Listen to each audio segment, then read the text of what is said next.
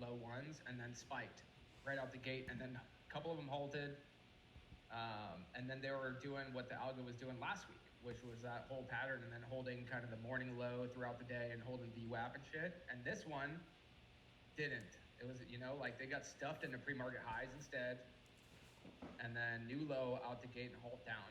And it was just a cause for concern for me. I was trying to kind of explain during the live that when I have a good grip on a pattern because it's been working for a week or 2 weeks, the first time I see it act differently, I treat it differently. I'm going to be a little bit more hesitant. It just kind of was a red flag this morning that it didn't spike through pre-market highs. And so I'm happy, dude. Telling them it makes me happy when I avoid shit like that too, and listen to my gut. Don't I was looking at the dip buy right around 90 cents and, seeing how it reacted to that bit of pre-market support. And I was trying to explain when these things drop under $1, oftentimes, like if it's not going to hold 90, 88 cents the first time, it's probably in trouble.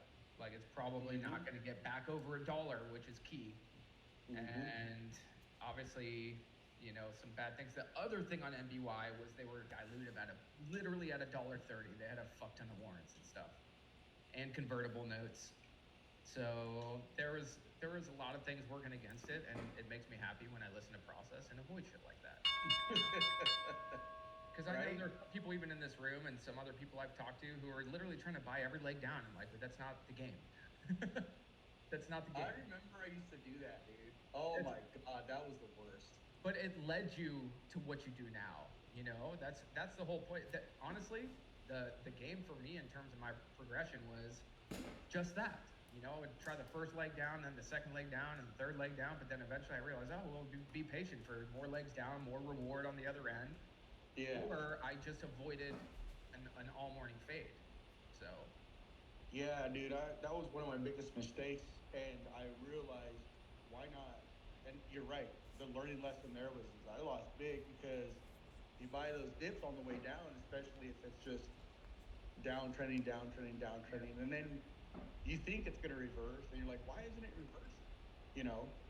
And through experience, that's where I caught those bases. That's where I would catch the algo, and then they would base sideways for a while.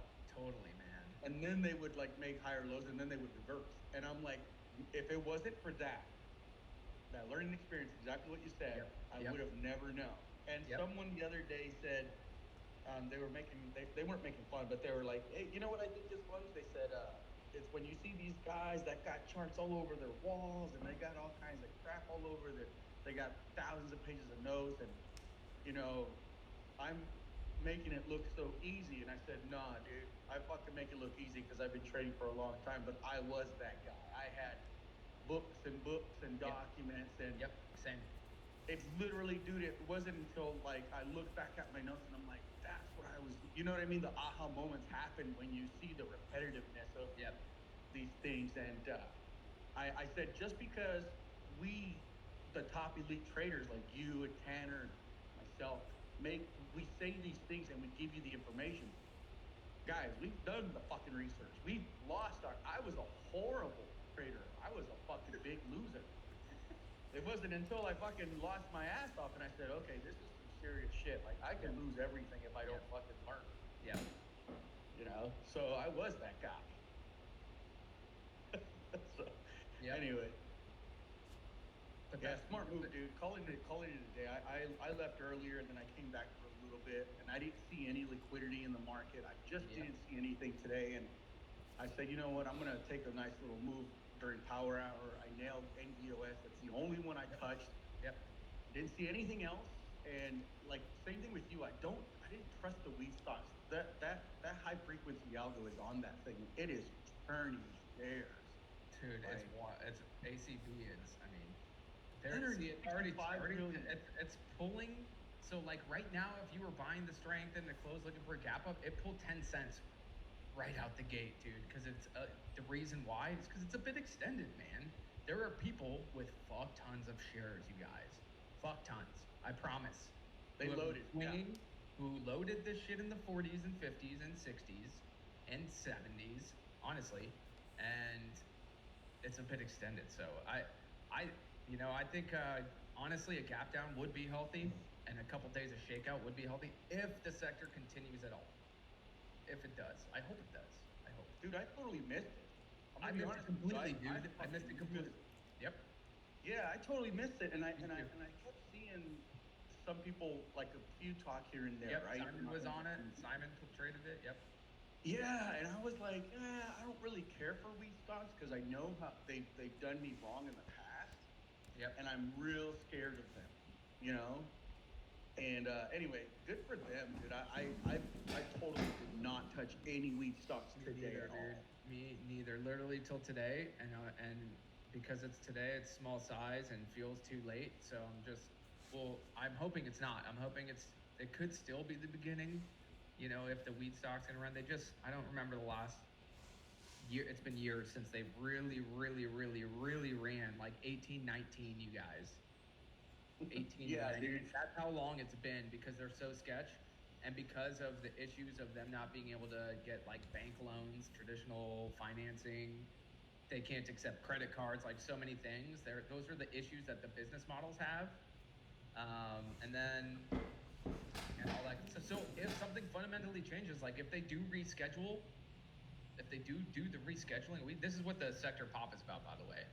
If you haven't heard French, it's basically the government's talking, some health organization saying it shouldn't be a Schedule 3 drug anymore. It should be, or Schedule 1, it should be Schedule 3.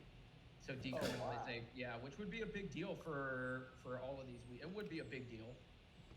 There's still, all these stocks are still going to get fucking destroyed at some point, but I'm saying maybe, just maybe, there's a decent macro there. It could also be that comes out and then everything sells off. So who knows exactly what they're going to do with them, but I'm just going to err to the side of caution too for now.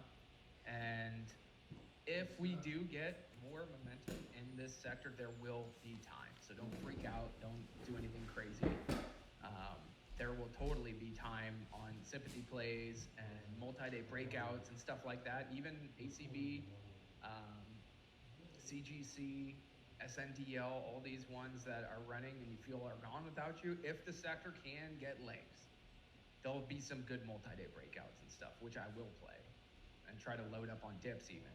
So, for example, if ACB has struggles for a few days and we get some dips on some of these other ones, or CGC, for example, and we get dips on ACB tomorrow and the other ones, like if I see CGC basing, I can start hitting some of the sympathies, and some of them will go back down to lows, guys. So that's my hope. My hope is that CGC doesn't go parabolic tomorrow, because it'll be sketch to chase sympathies, I feel like, because if it goes parabolic, it should get slapped hard. It'll just get kind of difficult in my eyes, price action wise.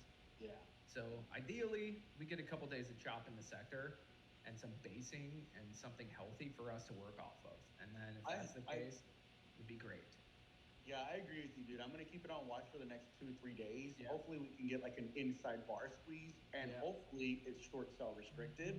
Totally. So all the shorts that are piling in right now, hopefully they'll, we'll get some sell off, drop it all the way back down, maybe close, Yep.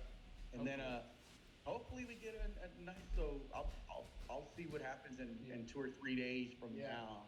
Samesies. Yeah, cool. Dude, great plan. But hey, man, good catching up with you. So is your new phone activated? Is it possible? I know you're super busy. Shoot me a text right now, because I got to check with the wifey on our schedule. And no, not today, but whenever it, like, closer to the weekend, that way we could.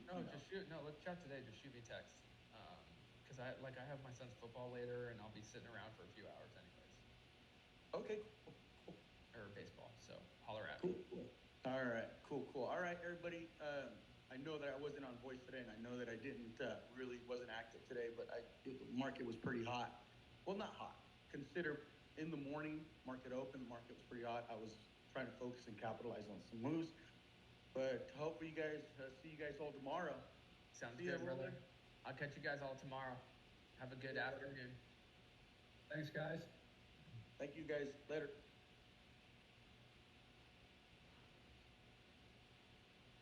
Oh, it's gone.